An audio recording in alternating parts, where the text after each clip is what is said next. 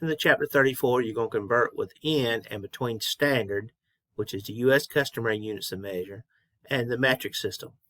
Your objective is to convert between units of measure, either between standard and standard, metric and metric, standard and metric, or metric and standard. So you're going to be going between the two different units of measure. No matter what career you pursue, you will work with numerical quantities in some form every single day. Measuring quantities accurately with the correct units is an extremely important skill to master, and the health and safety of clients depend on it. Sometimes it's a matter of life or death. So in the TEAS, you're going to test your ability to convert among various values accurately, and you should be familiar with some of the most common conversions. So in the metric system, kilo means 1,000. So in this example, 1 kilogram is equal to 1,000 grams. 1 kiloliter is equal to 1,000 liters. 1 kilometer is equal to 1,000 meters. And you have deca is 10, deci is 1 over 10, centi is 1 over 100, and milli is 1 over 1,000. So you can see some examples here. In your handouts, it's posted in the canvas, you see I have the different U.S. units of measurement for length, weight, and capacity. When we talked about the metric, kilo, hecta, deca, it's also spelled D-E-C-A in your book, but they mean the same thing. Deci, centi, and milli, they have the same meaning. The units of length, these are all the different units of length, weight, mass, capacity, and volume. This is a little way that you can kind of remember how they go. It's kilo, hecta, deca. Base is your basic unit of measure, whether it's length, weight, mass, or capacity and volume. Then deci and centi and a milli. So King Henry died by drinking chocolate milk. You may have heard other ones, but whichever way you can remember them, it's going to be left up to you. This table summarizes some useful conversions within the U.S. systems, besides what you just saw on the previous handout.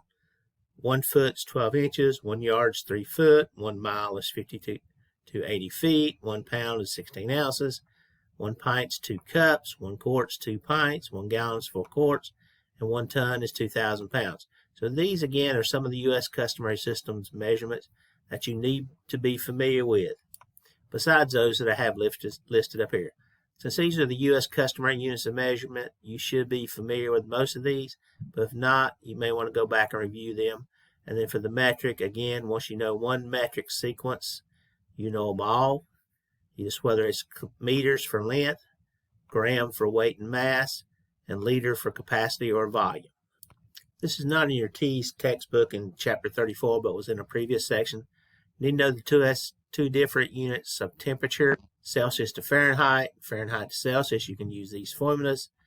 Fahrenheit will be the U.S. customary one. Celsius is the metric one. There are a couple little freezing points of water.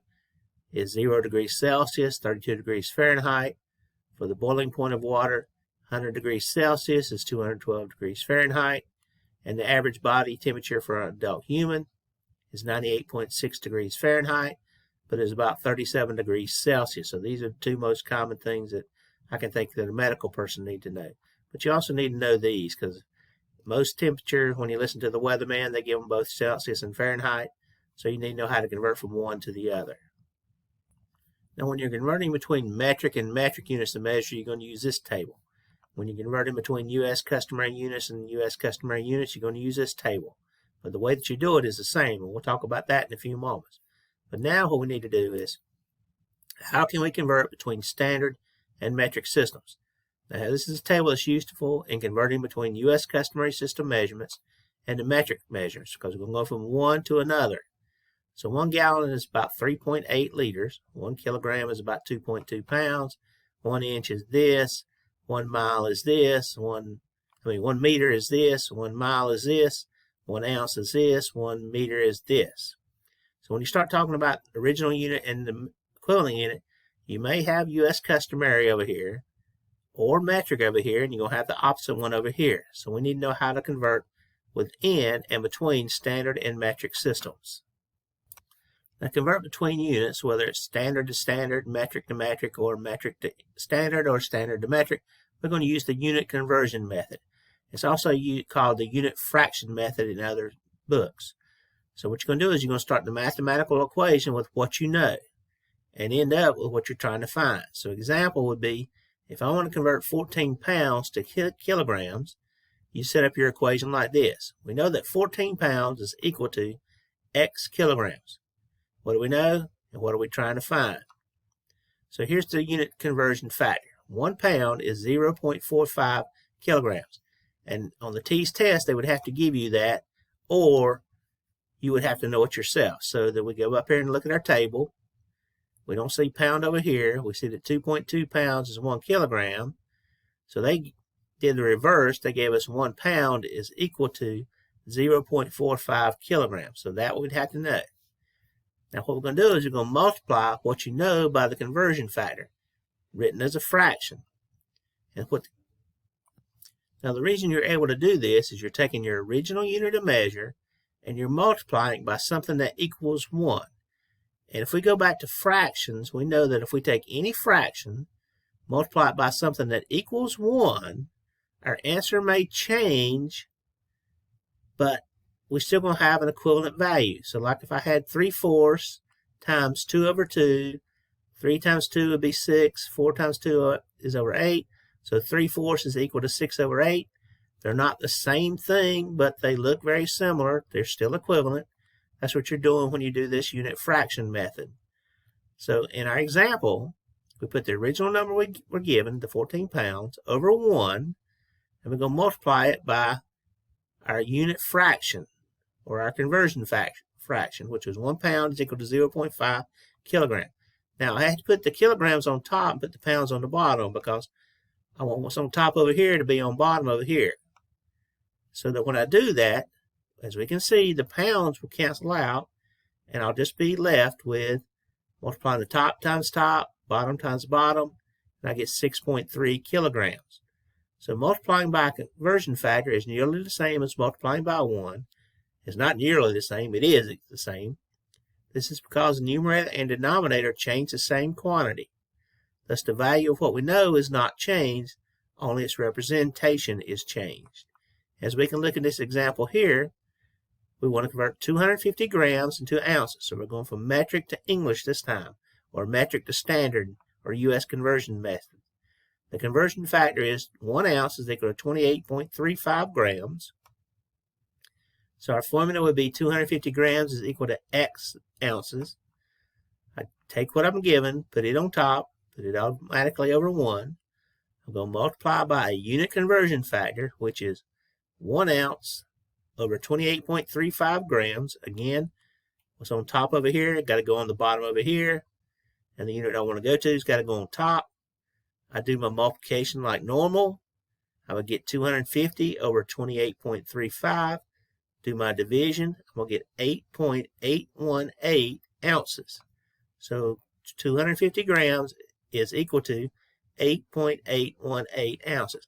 Now, the book puts equal size, but this really should be an approximation because this is really an approximation when you convert mainly from U.S. customary to metric. Very few of them are exactly equal. So when you go back up here to your table, remember, a lot of these are not exactly the same, but they're going to be very close. And they're good enough for do our conversion fraction on the TEAS test. Now, if you need a formula to convert from one unit of measure to another, just remember, it's the original unit given over 1 times the unit that I want to convert to over the original unit. This is where you're going to get that unit fraction. So if I did the previous one was 1 pound is equal to 0.45 kilograms, and I wanted to go from pounds to kilograms, then kilograms have got to be on top, the pound will be on the bottom, and when I just do my multiplication like normally with fractions.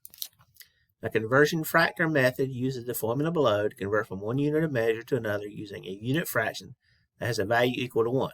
So as I said previously, use the original value given over 1 times the unit you want to convert to over the original value unit. So as long as you know the conversion factor, any conversion can be made. So I've got 3 examples here. 2 are metric to English or English to metric, and then 1's not even got anything to do with metric and English, but shows you how you can use to convert money. Now, this first example, I know that 1 pound is equal to 0.45 kilograms. So my conversion factor is either going to be 1 pound over 0.45, or you can flip them. The one we use will depend on which unit we're converting to from and which unit we're converting to. So I want to convert from pounds to kilograms. So I'll put my 6 pounds over 1 times, I want to go from pounds to kilograms, so kilograms got to be on top. So I'm going to use this one this time. Kilograms over 1 pound, do my multiplication, and then if division is needed, I will get 2.7 kilograms. So we multiply the fractions as normal, simplify if possible, and we put the correct units of measure on our answer. Now we know that 1 ounce is equal to 28.35 grams. I want to convert 2,268 grams to ounces. So original unit over 1 times the unit I want to go to, which is ounces, over the grams. This is my unit fraction, which equals 1. Do my multiplication as normal. Top times top, bottom times bottom. Do my division, I get 80 ounces. Now we know 16 ounces is equal to 1 pound from the U.S. systems of measurement. So if we want to convert ounces to pounds, in other words, U.S. to U.S., it works the same way. Original unit over 1 times where I want to go to over the other unit. Do my multiplication, so 80 over 16 is equal to 5 pounds. And this can be done with any kind of conversion so long as you know your conversion factor. So this method can be used to convert between types of money in different countries. So as of January the 14th, 1 Mexican peso is approximately 0.051 U.S. States dollars.